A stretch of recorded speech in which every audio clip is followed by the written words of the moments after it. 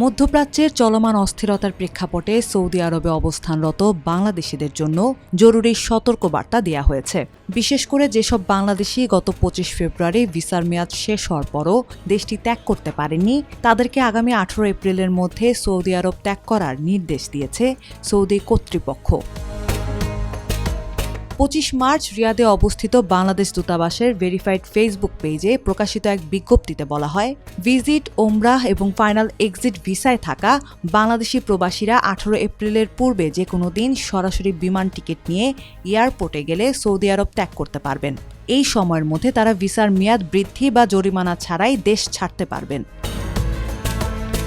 দূতাবাস আরও জানায়, নির্ধারিত সময়ের মধ্যে সৌদি আরব ত্যাগ না করলে পরবর্তী সংশ্লিষ্ট ব্যক্তিরা আইনি জটিলতায় পড়তে পারেন। তাই যাদের ভিজিট ভিসা, ওমরাহ ভিসা বা ফাইনাল এক্সিট ভিসার মেয়াদ শেষ হয়ে গেছে, তাদের 18 এপ্রিলের মধ্যে সৌদি আরব ত্যাগ করার জন্য বিশেষভাবে অনুরোধ করা হয়েছে।